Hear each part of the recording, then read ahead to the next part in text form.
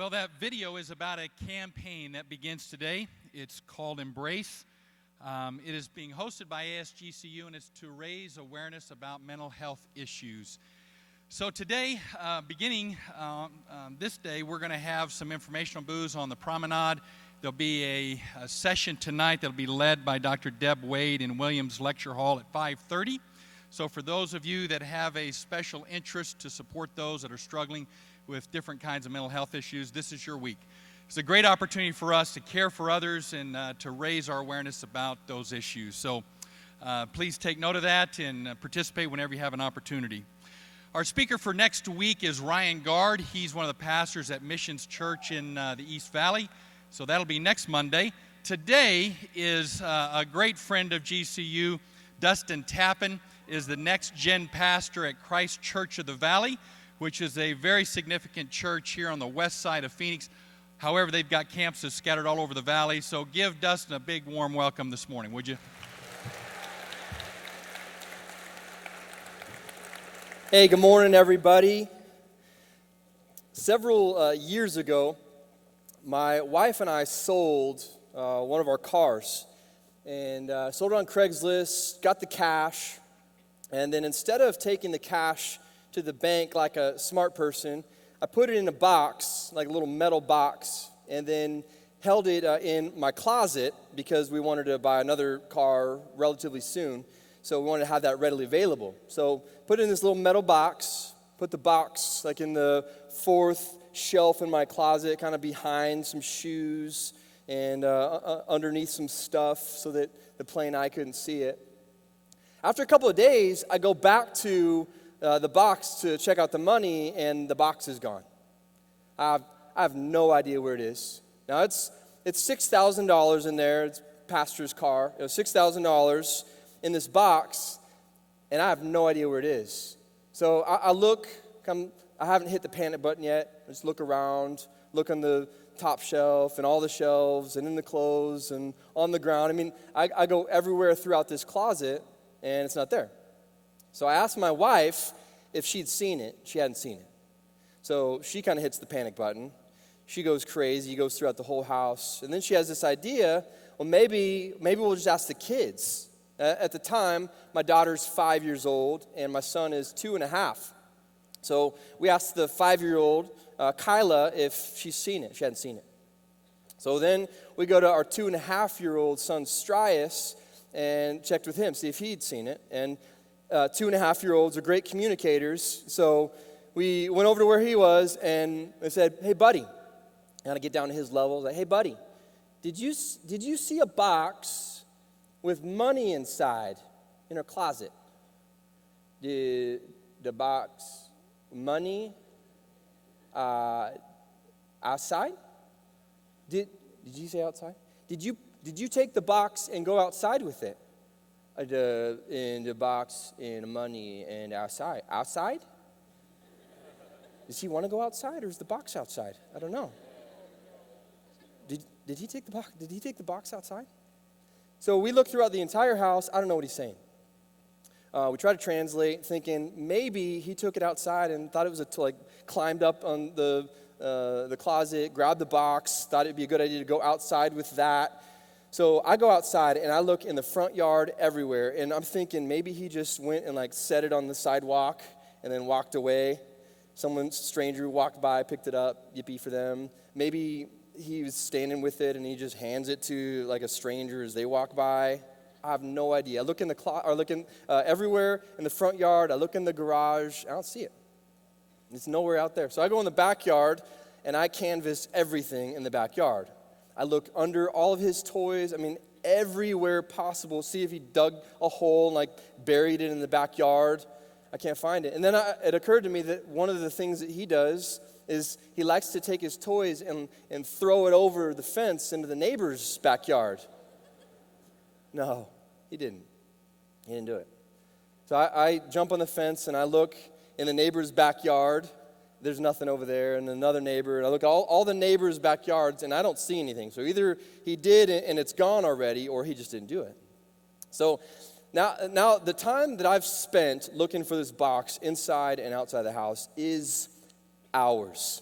and I'm sweating and I'm nervous. I have no idea how we're going to be able to resave $6,000 to buy a car. It's going to take a long time. So my wife's walking everywhere from here on out. I don't know what to do about this cash. So I'm kind of without options. I go inside the house, and I hear in the back bedroom my wife yelling louder than I've ever heard her yell before. And I've got a sweet wife. My wife is kind. She's mild-mannered. She smiles all the time. She's a sweet lady. I've never heard her yell with this type of vigor before. So as I'm walking back, I can make out what she's saying, and I couldn't believe that she said it. She's yelling at the top of her lungs to my little boy, 2.5-year-olds, "Tell me where the money is!" And my imagination right off the bat's like, I envision that he's upside down, like in this room. It's dark, and there's like a chain around his ankles, and he's like swinging, and he's sweating. She's like slapping him around. "Tell me where the money is!" Blood everywhere. So I get to the room, I calm her down. I say, "I don't know where it is. He has to live. We'll figure something out." Hours go by. I go back to the closet to get a pair of shoes, to put a pair of shoes on. When I put my foot down in there, I feel what is the metal box with the cash in it that my little 2.5-year-old boy shoved in the back of that shoe. And he's still our little boy. We love him. Not for a couple of days do we love him. Well, we were so excited about finding the money and that someone didn't come into our house and steal it, or that my son didn't drop it down the drain somewhere. We were so thankful that we found it. There was this big sigh of relief, and finally all was right in our household because we found what was missing to us. And this is true for me. I suspect it's probably true for you. And when what's valuable goes missing, we search for it. When what's valuable goes missing in our life, we search for it. If you lose money, if you lose your wallet or your purse, you retrace your steps. You go back to the last place that you left it, and you try to find it. And when you find it, you're so thankful that you found it. And you're so excited that you retrieved it. You lose your Starbucks gold card. If that's a big deal to you, you go and you find that card, wherever it might be, at all costs. Have you ever lost your cell phone and you didn't have the Find Your Phone app connected to that, and you just had to go old school and look for a cell phone? Have you ever lost your cell phone and kind of lost your mind in that? And if you haven't, you can imagine, because so much of our world revolves around owning a cell phone, that in essence, if you lost something that valuable, it's almost like the universe ceases to be. The world stops spinning, and you don't even know what to do. You don't even know how to function at all. You don't communicate and live and what you're supposed to do today, and everything is through your phone. But if you found that phone, wouldn't you be able to move on with life again? And you would be a brand new person, and you'd be so thankful for that. It's baked into us. When what's valuable goes missing, we search for it. But do you ever get the sense that what we search for, what we chase after, and what we pursue in life may not always be that valuable to God? Of course, money and stuff like that, when we lose it, it's not always the biggest deal. But we spend an awful lot of time in life searching. We spend an enormous amount of time putting forth energy to what's missing in our life. For some of us, we are super concerned with the career path. And we will spend years, if not decades, trying to identify the career or the path that's just for you. You'll go through jobs and degrees and pain just to identify the job that you're supposed to have. So many people spend decades of life just looking for it, just trying to identify what it is that's going to fulfill them in that way. If it's not a job, perhaps it's a spouse. Some of you are going to spend a lot of time looking for a spouse. Some of you need to spend a lot of time looking for a spouse. I don't know, they're good. And you'll look for a long time, and you'll spend a lot of money to identify a spouse. You'll spend a lot of your energy. And all of us kind of have this underlying pursuit of happiness as well. And we search for, and we're really looking for something that's going to make us ultimately happy in life. We know Jesus brings that to us, but we search for it through hobbies or through sports or through the career that we are trying to choose. In some way or another, we're going to spend a lot of our life and a lot of our energy searching. But are we searching for what's valuable to God? Well, Jesus tells 3 stories. In the book of Luke, chapter 15, you can read along. These are really familiar stories. I'm certain you have heard about it, read it before. You've come across this, perhaps. He tells 3 stories, one right after the other, and they sort of paint a picture of what is valuable to God. Jesus tells a story about a lost sheep. It says there's a shepherd who's got 100 sheep, loses one, leaves the 99, goes after the lost one out in the open country until he finds it. And when he finds it, he puts it on his shoulders, calls his friends and neighbors together and says, "Rejoice with me, I found my lost sheep." It's a big deal to him. It's like a part of his job, part of his livelihood. In some ways, it's kind of like a pet. He would have gone out of his way. It would have been a big deal if he lost the sheep. He tells another story right after that about a woman who loses one of her coins. She's got 10. She loses one. She needs to go find it. It's not really a big deal. It's just one coin. But it's possible that out of these 10 coins, this was a part of her dowry. This is what she would have brought to her marriage for her family-in-law. If she'd carried this around, maybe it was something that she wore as a necklace or something that she put on her head. And so there'd be 10 coins there. And if she lost one, it would feel like a total embarrassment that she lost one of those coins from her dowry. So she would have cleaned the house, she would have swept it, and she would have searched carefully until she found it. And when she finds it, she's going to call her friends, she's going to call her neighbors together, and they're all going to celebrate because that coin was a big deal to her, and it's found. And then Jesus tells that third story, and we're all familiar with it. It's one of the most amazing stories in the Bible. Also in Luke chapter 15, it's a story of a dad and his 2 boys. And the younger boy asks for his share of the inheritance early. Remember this from the prodigal son? He asked for his share of the inheritance early. It was kind of like a big slap in the face to dad. You didn't typically ask for that. It's kind of like saying, I no longer want to be a part of your family. So he leaves, goes off to a distant land, squanders what he has on wild living, on sinful living, spends everything he has and it's gone and he's broke. He hits rock bottom, and then he decides it was better with dad. I think I should go head back to dad's. So he comes up with a little bit of a speech and what he's going to say when he heads home and starts walking home. You remember the drama in this scene's awesome. Dad sees the son off in the distance, runs towards his son, which certainly would have been kind of like humiliating for this dad to do this in culture at the time.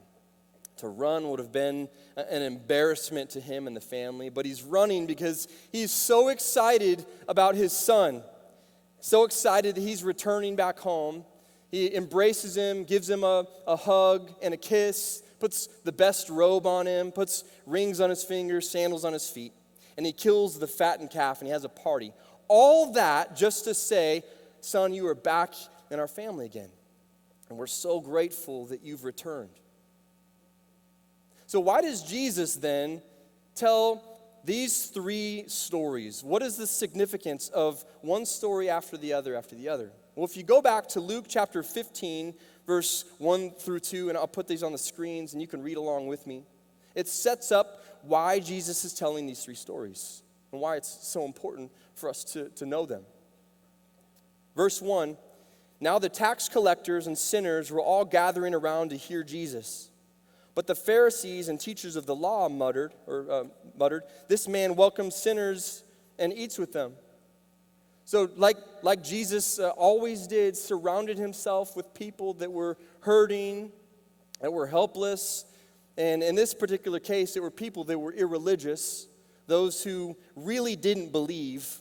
They didn't follow. They weren't faithful to God. They weren't like the religious people. And the religious people just saw that and said, this just isn't right. Jesus isn't supposed to be spending time with people that aren't like us. They don't even look right. A tax collector embezzles. Maybe there's some prostitutes that are around there. There's no reason for this holy man to be around these people. So why does Jesus then tell this story? Why does he tell these three stories? Because those who are missing are valuable to God.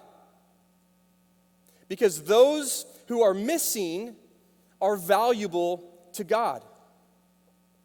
Those who don't believe, those who can't believe, those who won't believe, maybe those who've heard before and have walked away, or those who have heard and have run away, those who are missing, because those who are missing are valuable to God.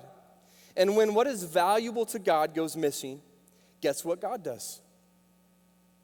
He sends us, you and me, to point people to Jesus. It's hard for me to even imagine that's God's plan, and he would choose us to kind of be his resources for that, but he has confidence in us. But in 2 Corinthians 5:18 through 20, sort of lays it out for us, communicates clearly God's intentions for us. All this is from God, who reconciled us to himself through Christ and gave us the ministry of reconciliation. That God was reconciling the world to himself through Christ, not counting people's sins against them, and he has committed to us the message of reconciliation. We are, therefore, Christ's ambassador, as though God were making his appeal through us. We implore you on Christ's behalf, be reconciled to God. We are God's search party. It's our job to point people to Jesus, not to save them, but to point people to Jesus. How? Through our life, through our actions, through our example, through our words. See, God cares about the missing. So should we. For some of you, when you hear that, maybe you have a name in mind, or you have a face that comes to your mind. Maybe it's a close family member. Maybe it's mom, or it's dad, it's brother, or it's sister. Perhaps it's a friend that you've known for a long time that's not a believer. It's an enemy, it's a stranger. See, God cares about the missing. I had one of these mornings where I woke up, and it felt like it'd been a long time since I'd talked to somebody about Jesus, or invited them to church, or even got into a spiritual conversation of significance. And I remember praying this prayer, God, I just want to be used by you. I want an opportunity, I want to be used. Prayed a prayer like that before. So I drive to the gym before work. I go to the locker room to put my stuff down, and I hear this guy on his cell phone, and he's kind of talking loudly. It's already like frowned upon to be on your cell phone in the gym, in the locker room, but he's like talking loudly, and I'm looking around, seeing everybody else. There's other guys that are kind of like, what's he doing? I hear this conversation that he has with somebody on the other line. He says, I'm studying to get a Mediterranean New Testament studies master's degree. And what's really interesting is that I'm the only person in my class that's an atheist. It's like, New Testament studies, Mediterranean something, master's degree, and he's an atheist? Immediately, I began thinking, I know that I asked God for like an opportunity. I just was hoping it would have been like in the weekend or later. I didn't know it was like now. And there's no way that I'm going to pass up this opportunity to hear this guy's story. Not a chance. So he's still talking on the phone, and I'm waiting for him to get off. And I'm pacing a little bit and kind of watching him, which is usually pretty odd in a locker room. And I'm doing this move, and I'm stalling and go back to my locker again, and it's obviously like I can't stay here any longer. So I go out to the lobby and I wait for him weirdly out there as well. A few minutes pass by and he comes out. I said, hey, this is going to sound strange, but I overheard your conversation, which I was thinking like should have been talking on the phone in the gym. I overheard your conversation, and it's interesting. I don't know if I've ever heard of anybody that's getting a master's degree in theology, like a biblical studies master's degree, and is an atheist. I don't know if I've ever run into somebody like that. I said, yeah. I said, it'd be cool to hear your story sometime. He's like, yeah. I said, okay, let me get your number. Start there. So I put his name and I put his number in my phone. A couple days later, I shoot a text to, the only thing I could think to put in there was, I didn't know his last name, so I just put it in Dave, the atheist. So I send a text to Dave, the atheist, and said, hey Dave. And I didn't tell him that I knew that's what I'm calling him. I said, hey Dave, I'd love to grab coffee with you sometime. I'm the guy that met you at the locker room. I want to talk about stuff. So we met shortly after. We met at the coffee shop down the street. We sit down. He tells me this crazy story about his upbringing. Grew up in Utah, Mormon church, Mormon family. In his late teen years, he decided that he was going to live an alternative lifestyle. He decided he's going to be homosexual. So he told his parents, and his parents kicked him out of the house. Dad's like, nope. He says it's been 6 years since he spoke to his dad. And then the church kicked him out. He says he's excommunicated from the church as well. Whatever church he's a part of wasn't okay. So now he's no family, no church, no God either. Decided to kind of throw all of that away. Moved to Phoenix, been bouncing around from job to job. It's been a mess. Life's been a total mess, probably in his late 20s at this point in time. And we get done talking, and I said, okay, well, hey, thanks for telling me your story.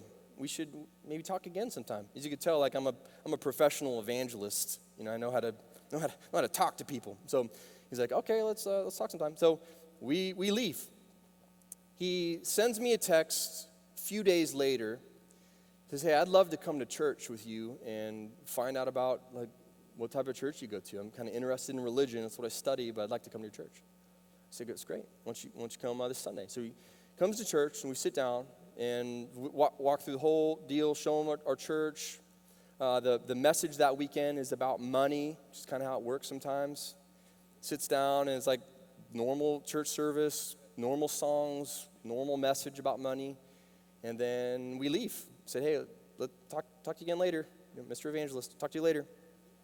He sends me a text on the way home. He said, for the first time in my life, I think I sensed God. This is a guy that for years sort of turned his back on religion, on the idea, the concept that there's a universal existence.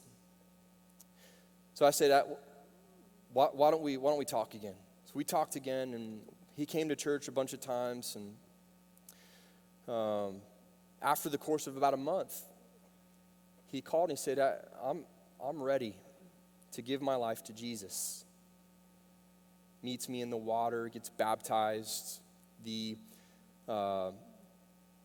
excommunicated Mormon, homosexual, atheist studying New Testament theology decides that he wants to follow Jesus, all because God cares about the missing. God so cares about the missing. To us, the missing are valuable, but to God, they are invaluable. Have you lost sight of what is valuable to Jesus? I know I have, and I know I do. lose sight of what's valuable to Jesus. And I need to be constantly reminded of the love of the Father. The sheep and the coin and the son's story is a picture of this loving relationship that God has with us and those who are missing. And I get so preoccupied with myself and my job and my family and my hobbies and my career and all those things that I think are valuable. I get so preoccupied in that. Do you? Does classwork ever get in the way? Does keeping your scholarship ever get in the way? Or your job, or your interests, or a relationship keep you from also being concerned about those who are missing? And have you ever thought, it's not really my thing. Not sure I have that ability or that skill or that knowledge. Not sure that's how God has wired me. Or have you ever thought this? I have. I'm not sure that person will ever believe. It just seems like they are so far removed. Like there's no way that they're ever going to be able to embrace this or understand this. But you need to know this. I need you to remember this. And no matter how much you think you care about people and how much I care about people, God loves the missing more than we do. Jesus so desperately wants people to know him. He came here for that cause. He's concerned about those who are missing. But could you imagine if we all just kind of decided, regardless of your theology or your denomination or like your bias, that we all just sort of joined in on the search, that we looked and listened for those who are missing? Could you imagine if we lived our lives just pointing people to Jesus? And could you imagine if GCU students spent time searching not only for the career path of choice, not only for your soulmate, not only for happiness, but if you searched for what is truly valuable to God? The missing are valuable to God. GCU, please, at all costs, never, ever give up the search. Let me pray for you.